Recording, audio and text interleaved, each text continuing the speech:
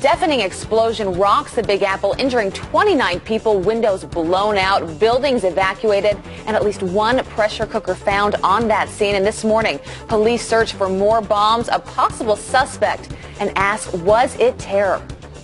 And that is the question everybody in New York City and this country is facing this morning. Was it terror? It happened last night at 8:30. Over a score of people injured, at least one critically. It's a big deal. More than 20 people injured, absolutely. Good, Henry, great to see While you were sleeping, good to see you. Police have been hunting for other devices, ordering residents to stay away from their windows as the bomb squad removes that pressure cooker bomb just blocks from the blast site. So there was one explosion in the Chelsea neighborhood, and then there was a pressure cooker a few blocks away. We've got David Lee Miller this morning live at the blast scene on 23rd Street in Manhattan with what we know this morning. Good morning, David. Good morning. The headline right now, no suspects, no known motive. It is now almost 10 hours since the blast took place, and behind me, off in the distance, perhaps you can see the floodlights still illuminating where police are working on the scene. At this hour, it is normal in this neighborhood for New Yorkers to be returning home from a night on the town. Instead, this street, 23rd Street, a major east-west artery, still remains sealed off. People at 8:30 last night reported hearing a very loud blast. There was no smoke, we are told, no fire. The blast emanating from what is described as a dumpster, the AP being told that the device may have been located inside of a toolbox. As you mentioned, 29 people were injured, one seriously suffering from a puncture wound. New York's Mayor Bill de Blasio spoke after the attack and said this was not an accident. Listen. The early indications, the initial indications is this was an intentional act. Whatever the cause, whatever the intention here, New Yorkers will not be intimidated. We have the best police force in the country and a number of other key agencies, FDNY, OEM, etc., making sure we will be safe. Now, the mayor made a point of saying that there were no links to terror, but a short time later, a second device was found about 4 blocks north of this location. It was not detonated. Those who have seen it describe it as a pressure cooker with a cell phone attached. It was removed by the NYPD. It was taken to an NYP facility where it is now being inspected. Also in this area this morning, as you point out, many nervous New Yorkers. This, as there were a number of false alarms called in to police, people fearful there may have been other devices in Midtown Manhattan. So far, no others have been found, but police remain here on the scene trying to figure out precisely what happened last night and to prevent any further blasts. Back to you. All right, David Lee Miller live for us on the scene there in New York City. David, thank you. Joining us now is former New York City Police Commissioner Bernard Kerik. Bernard, it's great to see you this morning. Good morning, guys. So what do we know about this?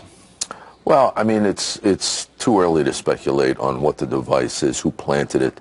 A lot of people are jumping on the terrorism thing. I wouldn't be so quick to do that. Could have been some local lunatic that had a gripe with somebody in the community. The second device, I think, I'm not so sure that was real. You know, if they thought it was real or it looked real, I think they would have tried to detonate it where it was. They got it out of there.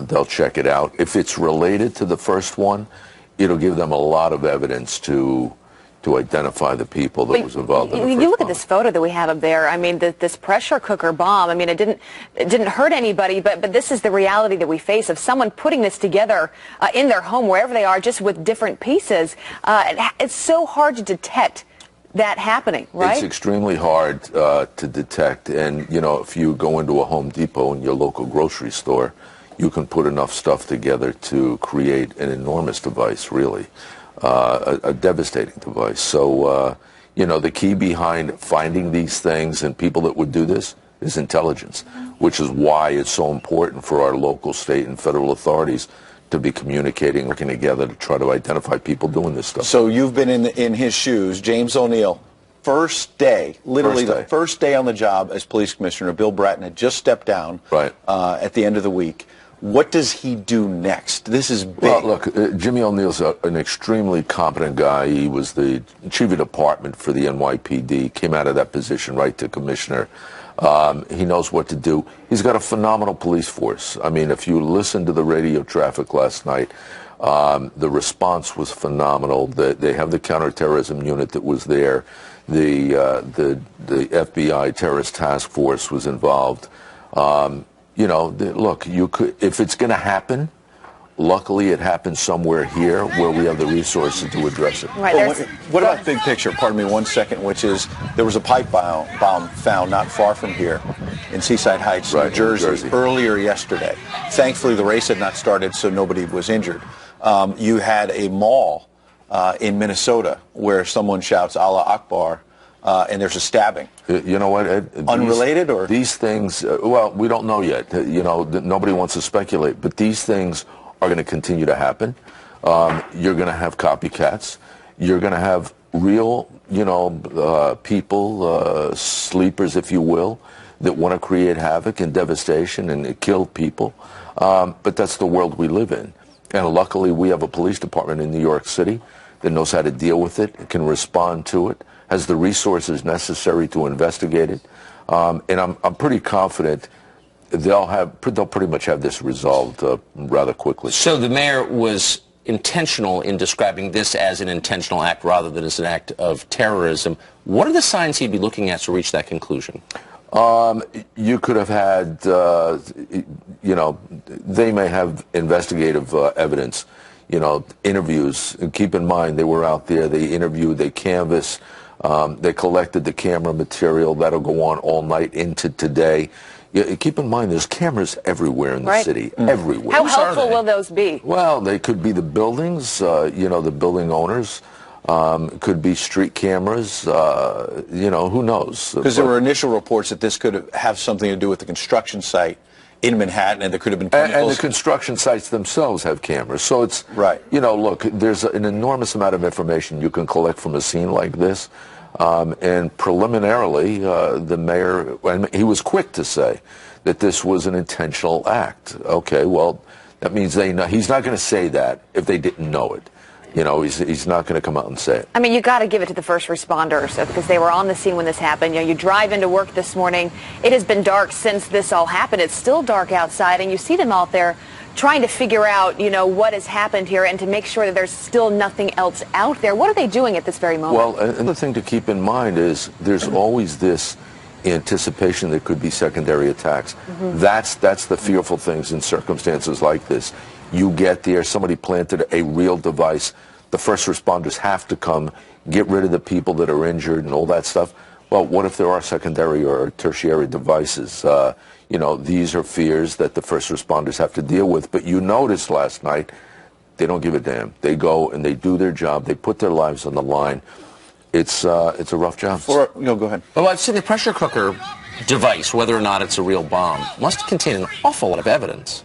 Enormous evidence. That's why I said there was a phone apparently attached to this pressure cooker. If it was related to this event, that's going to be their key. That's going to be how they find out who did the first one. If it's related, maybe some kook that just went out there and thought he was going to be a smart guy and, you know, did something stupid. But when you said your confidence is going to be resolved quickly, this is a big city. People disappear. They go in all directions. You're obviously confident in this police force, and we should be. But why are you so confident it can be wrapped up quickly? Because there's there's just so much stuff that you have access to, you know, and technology is a big one. So I think you give it, you know, another 24 hours. I think they'll have it. They'll have it in pretty good shape. People complain about these cameras, but in these types of situations, they can be the most helpful tool you have. It's the world we live in. Right. You know, in a post 9/11 world, this is what we have to deal with. Yeah. Bernie Carrot, great to see you. You're going to be back later in the show. I'll be back later. Outstanding. We've got another Fox News alert for you this morning. As Ed alluded to a minute ago, a man shouting Allah Akbar went on a stabbing spree inside a mall in Minnesota. 8 people were hurt, some badly. We've got breaking details straight ahead. And that New York City blast coming just hours after a pipe bomb explodes in New Jersey. Are the two connected? Well, the man who tracked down the Unabomber, he is joining us next. A Fox News alert, a manhunt underway at this very hour after a bomb ripped through a busy area of New York City right here just hours after another explosive device blew up near a Marine Corps charity run in New Jersey. So who is behind these bombings and how can police track them down? Terry Turchi is the former Deputy Assistant Director of the Counterterrorism Division of the FBI and helped track down the Unabomber, and he joins us now. Sir, thank you for being here so early. We appreciate it. You're welcome. Good morning. Good morning. So here we are, this new reality that we face. We could pull up the photo of the bomb that was made in Boston, the Boston Marathon bomber, and also the one that happened last night. And just they're homemade looking. You can make them out of your apartment, go to Home Depot, get these the equipment. This is the reality that we face. What is going through your mind, having worked so closely in what happened in Boston? Well, it's here we go again, and I think it's important to realize and to let people know that almost hardly a day goes by that something's not happening somewhere as far as someone trying to get their hands on pipe bombs or someone trying to get their hands on ricin. And we don't hear about most of these because they're prevented. In these instances, bombs went off, and so we're paying a lot of attention to it. But this has become a reality in the world we're living in now. So we're just going to have to learn along with the people who are out there working and kind of follow along with what they do, and at the same time, as you're trying to show here today, understand how they do what they do to try to tie these things together and try to use forensics and try to use what bombs look like and how they act and react to identify the people that might have built them and placed them. And Terry, you mentioned that this is a reality we live in, and you're absolutely right. And Inspire magazine, some of these terror groups have their own magazines that tell potential terrorists how to put this together. It's pretty easy, isn't it? It is easy when you think of all the material available. You're absolutely right. What is to our good fortune is that even though we have all kinds of information out there on how you can build a bomb and how you can put them together, bomb makers have their own signature, and when they put everything together, for whatever reason, they all do it in a certain way that one can be identified and separated from another.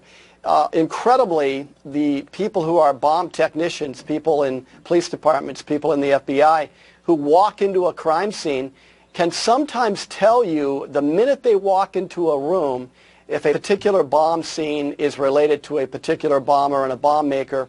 For example, in Unabomb, we had bomb techs who could walk into the room after an explosion had occurred, and they could almost tell us instantly because of the debris, because of the hickory wooden switches or the tape on the floor or the kind of nails maybe used as shrapnel. They could almost tell us right away that this is a Unabomb device. And so in this instance, where you essentially have had 3 events now, and they would all be looked upon as separate events, they now are starting over. They're looking at something that probably hasn't happened before. But what they'll be able to do in the next 24, 48 hours is tell us from forensics whether or not these are connected. Right, you're right, because yesterday it started at 9:30. There was a pipe bomb in New Jersey. Then last night on 23rd Street. And then the picture we've been showing you, the pressure cooker that went off. It didn't go off, didn't hurt anybody on 27th Street. How important are video cameras? Because there's a lot of debate about, you know, privacy and how many cameras should be on the streets. But when something like this happens, how helpful can that be in determining who did this and what their motive was? They're very helpful, and I know a lot of people feel very uncomfortable, but again, that's another reality of the world we live in. The cameras are there, and when something like this happens, they are absolutely a godsend. And some of the proof of that, we can look back at the Olympic bombing in 1996 at Centennial Olympic Park in Atlanta. We were able through, actually we didn't have cameras there, but because we interviewed so many people who'd been there and had taken still photographs and video themselves, all of these people that we tracked down and interviewed, even finding people at airports on their way out of Atlanta, turned over their film, turned over video, and a massive display of all these still photographs and video was developed in the command post in the headquarters of the bomb investigators. And amazingly, we were able to piece together all kinds of information that resulted in interviews and leads, and kind of showed us what it looked like there as Rudolph walked up to the park bench and set down his backpack. Well, Terry Turchi, obviously these investigations have come a long way since when you were tracking down the Unabomber through packages in the mail. These terrorists used the internet, unfortunately, to help with these bomb making and whatnot. But also, fortunately, as you point out, law enforcement has a lot of tools they can use right now. So, Terry Turchi, we appreciate your insights this morning. Thanks for joining us. You're very welcome. And New York City's mayor said last night's explosion was intentional, but not terror. There is no evidence at this point of a terror connection to this incident. Is the mayor just being properly cautious, or is he trying to avoid calling it what it really is? Dr. Sebastian Gorka here next to react. And what was it like when the blast happened? We're going to speak to an eyewitness who was walking by when that blast went off. It sounded like the fireworks, but 1,000 times stronger, and it shook everything. Like if I was in Iraq and a bomb dropped. That's what it sounded like. A Fox News alert, 8 people have been stabbed in a Minnesota mall. It happened last night by a suspect who shouted Allah during his rampage. He asked one person, "Are you a Muslim?"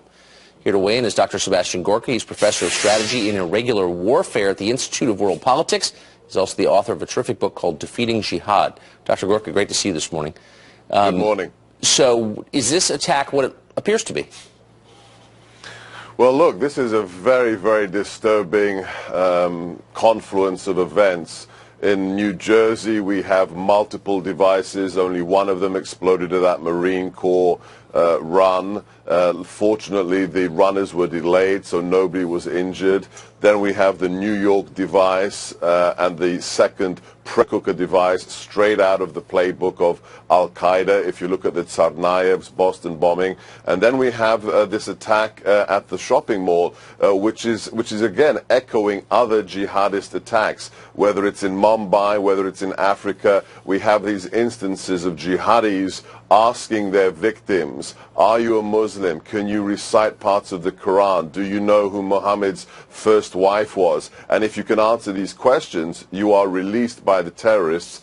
And on top of that, the shopping mall attack is straight out of what Israel has been suffering since September. They have been undergoing the so-called knife intifada, with scores and scores of attacks where an individual doesn't need a gun, doesn't need an IED, right, grabs a knife and just goes after you. So you follow this stuff for a living. So tell me if this is my imagination, but it seems like Minnesota is the location of an awful lot of terror plots or terror attacks. Is that true, and if so, why?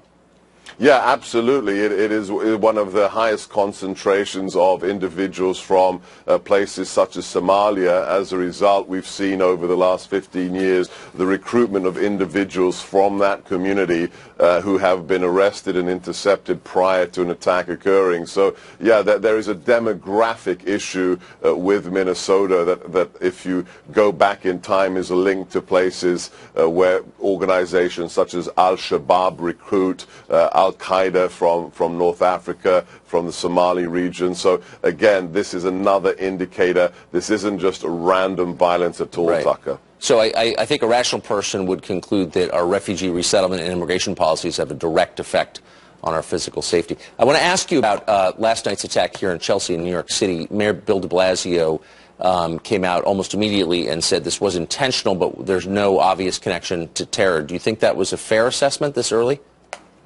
I think it's an absolute pathological knee-jerk reaction in which the narrative always has to be away from what is the obvious and what is the truth. We saw this after Orlando. What was the narrative for more than a week?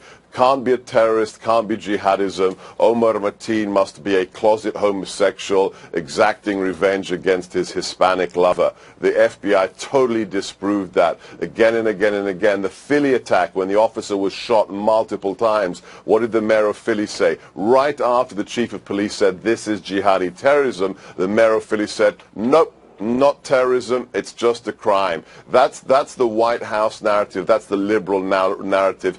You have to disconnect as rapidly as possible from what it probably is, because otherwise you have to face the reality. We are at war, and the war is here in America, Tucker. Now, and I know you're not a psychiatrist, but give me your assessment of why the impulse would be not to face reality.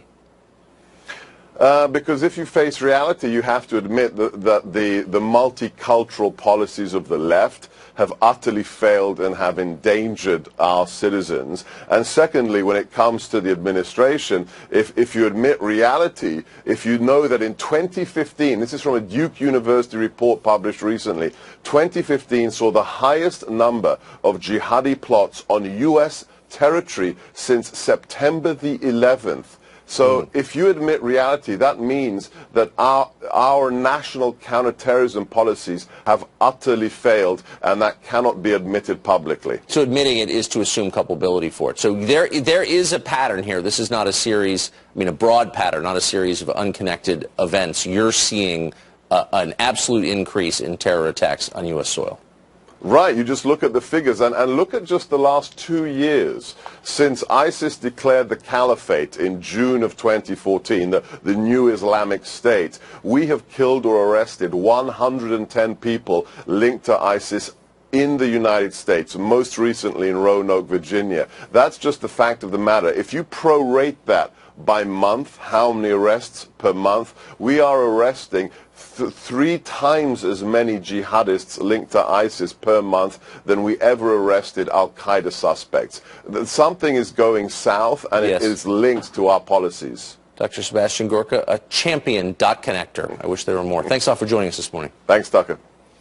Well, the media already attacking Donald Trump for calling last night's blast a bombing, but their reaction to Hillary for saying the same thing, very different. There's political fallout this morning. We'll bring it to you next.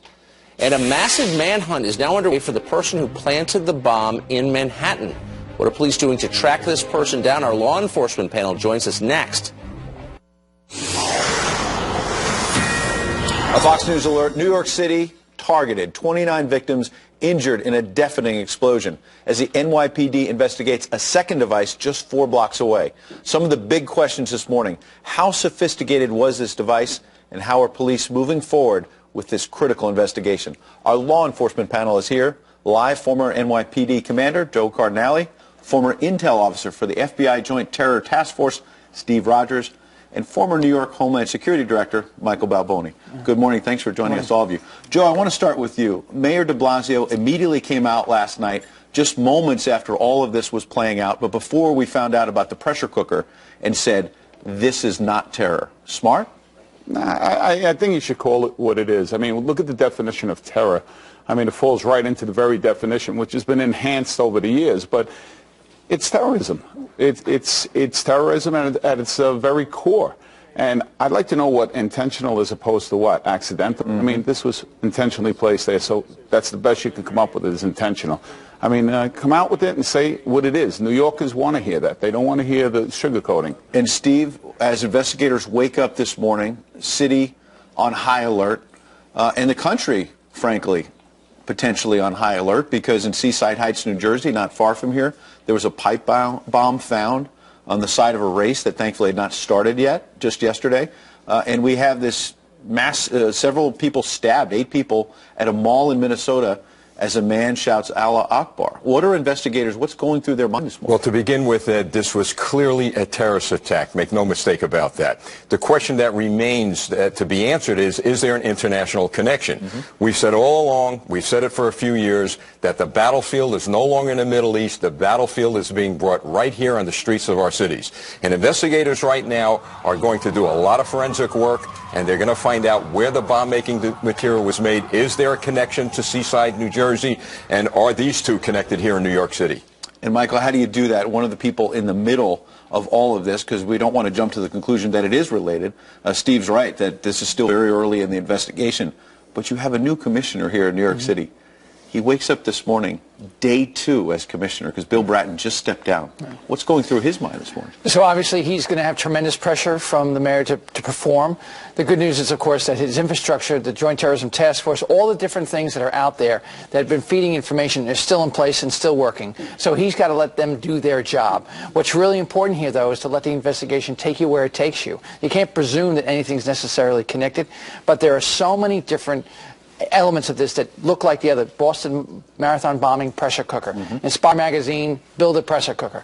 The bombing in Seaside Heights, targeting military. There have been 20 plots since 2001 for New York City that have some element.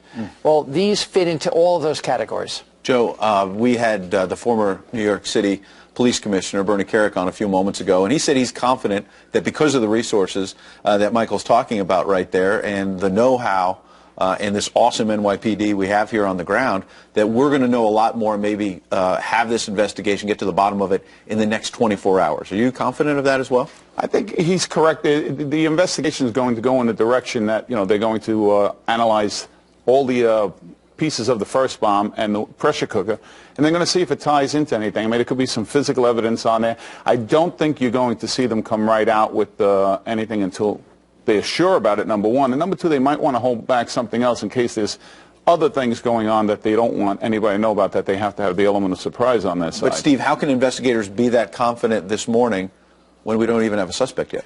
Well, I believe that they're going to have a suspect soon. As Bernie said, we have the greatest law enforcement resources in the world right here in New York City.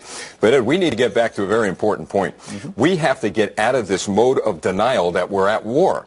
I mean, the White House has to step up, and they have to absolutely say we're at war, whether it be Islamic terrorists, domestic terrorists, but we are at war with terrorism. And interesting enough, Donald Trump did come out and call this what it was, and it was a bombing. That's leadership. That's standing up and telling it like it is. We need the White House to do that, and then you'll have a ripple effect all the way down to local law enforcement agencies, and we will know exactly where we stand. Now, in fairness, Hillary Clinton, the former Secretary of State, did call it a bombing, but hours after Donald Trump did, and hours after a bunch of people in the media, social media, were trashing Donald Trump, saying, why is he calling it a bombing? We don't know that. Let's put to rest the political correctness. We need leaders to stand up and to have the courage to tell it like it is. So one of the things that people don't necessarily appreciate is you don't always find the people who commit these things. In 2007, you had the bombing of the Times Square military recruiting station.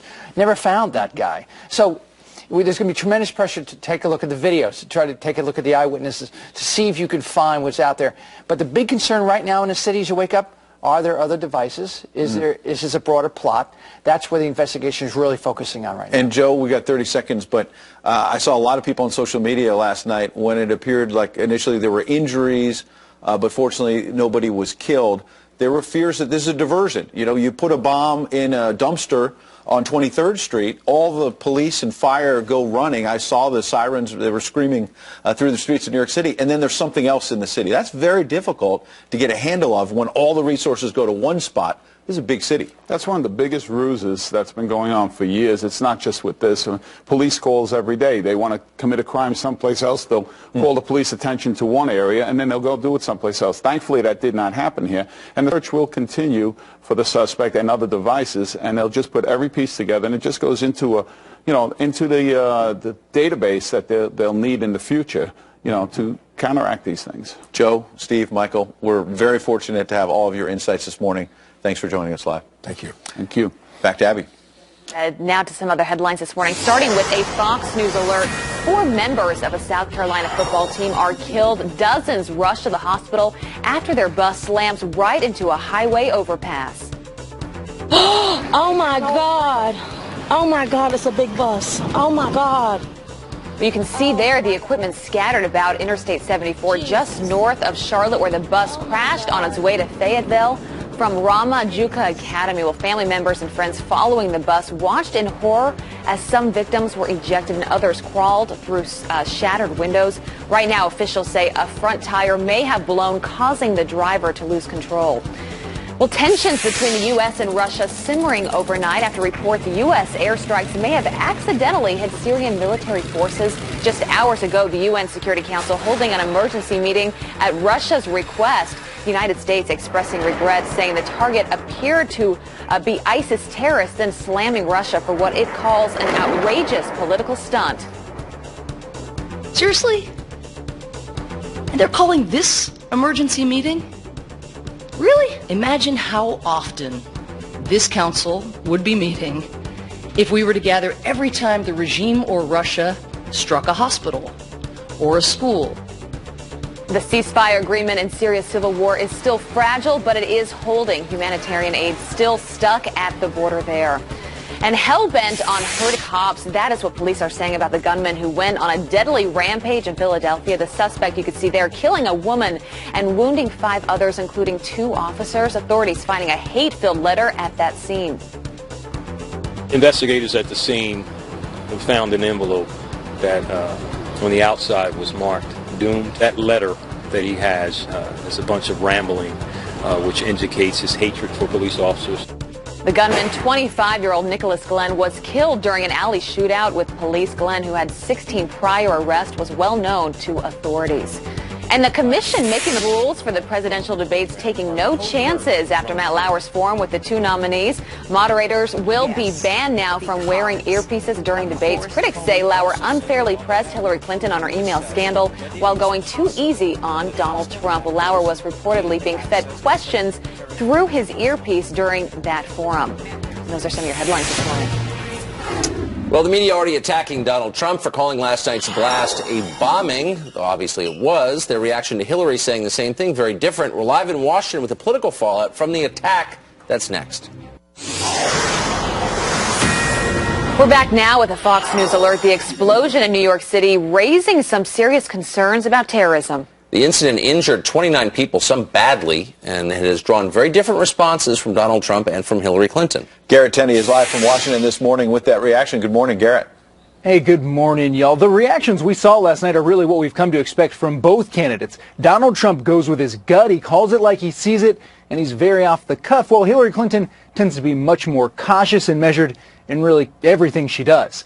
About 30 minutes after that explosion went off, Donald Trump was taking the stage at a rally in Colorado Springs, and it was one of the first things he mentioned in his remarks, telling the crowd a bomb had just gone off in New York City. Just before I got off the plane, a bomb went off in New York, and nobody knows exactly what's going on. But, boy, we are living in a time. We better get very tough, folks. We better get very, very tough. Just happened. So we'll find out, but it's a terrible thing that's going on in our world and in our country, and we are going to get tough and smart and vigilant, and we're going to end it. We're going to end it. So we'll see what it is. We'll see what it is. City officials didn't hold a press conference to address the explosion for another 2 hours, though, and even now investigators haven't said definitively that it was a bomb that caused the explosion. Late last night, Hillary Clinton was also asked about the explosion while on her way back to New York, and she also called it a bomb, but also went on to criticize Donald Trump for getting ahead of the investigation. Obviously, we need to do everything we can to support our first responders, also to pray for the victims. I think it's always wiser to wait until you have information before making conclusions. And we saw a similar scenario play out back in May after the Egypt airplane went missing in the Mediterranean. Early that morning on Twitter, Donald Trump was calling it a terrorist attack, which did end up being the case, but at the time, investigators weren't even sure if the flight had crashed or had just gone missing, much less been the target of a terrorist attack. Back to y'all. Garrett Tenney live in Washington. Garrett, thank you. Thanks a million. And our coverage of the New York City blast continues. Former New York City Mayor Rudy Giuliani and Lieutenant General Michael Flynn, both live with us next hour. We're back now with a Fox News alert. The NYPD ordering residents away from their windows as they investigate a wired pressure cooker found near the first blast. Our next guest says it could all point to another lone wolf attack. Paul Violas is the former supervisor for the New York District Attorney's Criminal Court Unit, and he joins us now. Paul, it's great to see you this morning. Thanks. So Hillary Clinton and her lackeys in the press are attacking Donald Trump for calling this a bomb. What else would you call it? Well, that's my question. No, seriously, you create is there two something separate... else? No, call it what it is. You know, it's a bomb. And there were 2 bombs. It's like the one in New Jersey. There's a pipe bomb. What else do we call this? And I think it's irresponsible to the viewers to not tell the truth. Yes. You know, you can't masquerade this thing. As much as you may want to hide from it or not call it a bomb or, you know, Islamic radicalism, it is what it is. Well, the same thing goes with terror, right? Because it takes on a number of different forms. Just because someone's not shouting Allah Akbar doesn't mean it may not be terror related. Absolutely. I mean, when we take a look at this and the totality of the incidents themselves, look at how the devices were made. Now, typically what you're going to find is the person or the pedigree of the person that or people that manufactured this probably learned how to do this online from Islamic radicalist websites. Call it what it is, right? And because they're crude devices, except for the second one, the pressure cooker, which has that microchip detonator attached to it so it can be activated remotely, fairly sophisticated, certainly not exotic, but something that investigators from the PD and the FBI and ATF, when they come together in the weeks to come, we're going to see that they're going to create a mosaic of who this person was and where they learned this from. You make all fair points about calling it what it was. It was a bombing, multiple bombings, as you say. However, we can't make assumptions in the news business about terror, as you also correctly noted. What about the fact of the proximity? We can't assume these two bombs were related because they were 4 or 5 blocks away. Correct. However, the investigators, how will they piece that together to say, this doesn't look like an accident? Right, that's a great question, Ed. So what investigators are going to do, and again, New York City has invested a significant amount of money in keeping people safe. And it's something everybody needs to know. So there are closed-circuit television cameras that are strategically placed around the city. Now, what they will do forensically is they're going to go back. They're already doing it. And they're looking at the point of inception from 23rd Street to 27th Street. They're going to tie in every single camera, anyone that came close, and they're going to back from there. Where they went, what cars they got into, run those plates, people they may have spoken to, all of that. And that's how they're going to start piecing this thing together. And I agree, we can't jump to say it's terrorism, but we do have to look at this for what it is right now. Now, this isn't workplace violence, right? So, and we this can safely say that. Yeah, I think we can put that on the table. So when we take a look at the devices used, where they're placed, we have to look at the fact that this could clearly be an act of terrorism, and not necessarily saying that this is ISIS motivated. But we know that terrorists, Islamic radicalists, looking to become radicalized, are using the internet, social media, we've talked about this before, to be trained, to be educated. This is an example of that, I truly believe. But this is what's so scary about it, is you can have cameras on every street in New York City, you can have cops all over. But at the end of the day, you know, you have someone that just walks into a store and buys these parts and puts it together in their home kitchen. That's almost impossible to stop when you talk about a city as big as New York City. I mean, what are we supposed to do? Well, see, that's a great question. Now, police will go back as best as they can. This is a huge city, and who knows where it was built. Could have been built and brought in here, right? Sure. They'll go back and try to find if someone recently purchased this type of, you know, hardware all in one place. I think that's going to be a stretch when you just look at kind of how organic the material that was used and where that could have been purchased. But at the end of the day, the comforting part that people should take away from this is, one, no one can provide this blanket of don't ever worry about it, it's okay, right? I mean, no one can do that. But if you want to think about how safe we really are, you think about the kind of personnel that are in place, the technology that's in place, and the rapid response that we have of containing this, and then going ahead to see who in fact was Which has been it. fabulous. Yes, no question. So this took place about 20 blocks south of here on 6th Avenue, which we're on right now. And that whole part of the city shut down still. Right. And it seems to me another example how easy it would be to really bring this whole city to a standstill if you wanted to. It's frightening when you think about it. But the part that, and Tucker, the part that most people don't see, the things that we really don't want to talk about a whole lot on air, is the best security is what you don't see. Credit to Mayor Giuliani of what he transformed the city and how safe the city is today. No question about that. So there's a lot behind the scenes that the average person doesn't know about, and it's probably better that way because we don't want to show our hands in the card game. And why don't we have a suspect yet? I understand to be patient. You know, there's a lot of work that needs to be done. Is it possible NYPD has somebody in their sights, multiple people in their sights, just haven't gotten them, closing in on them? Right, and that could be the case, Ed, and I think Joe said it before, which was an excellent point. There's no rush to this. This is not a sprint. It's a marathon. And our viewers need to understand that just because we haven't popped up and given them a person yet doesn't mean someone isn't in the crosshairs. Yeah. They're going to take their time. They're going to communicate. You're going to have agencies that are going to work well together. And at the end of the day, we're going to come out with a good result on this. What are the chances that these 3 incidents that happened in the last 10 hours are all linked? I think they're highly probable.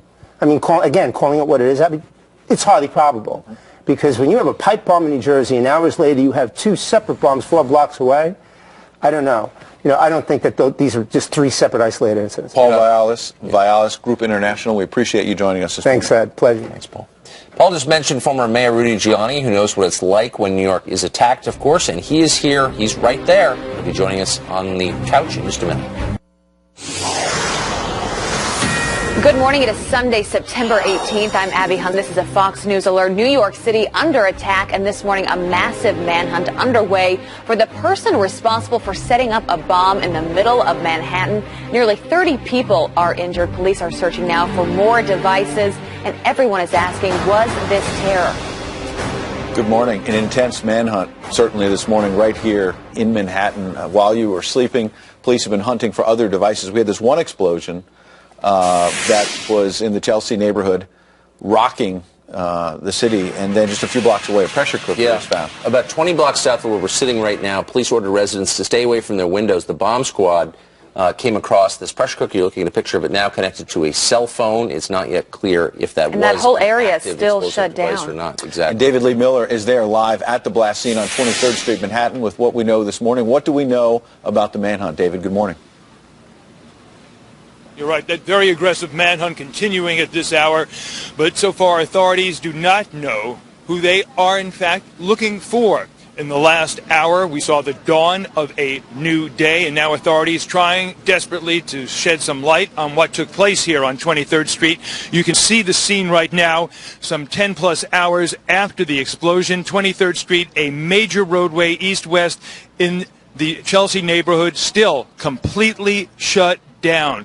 Many people not being allowed to go to their homes. Other streets in Chelsea also paralyzed.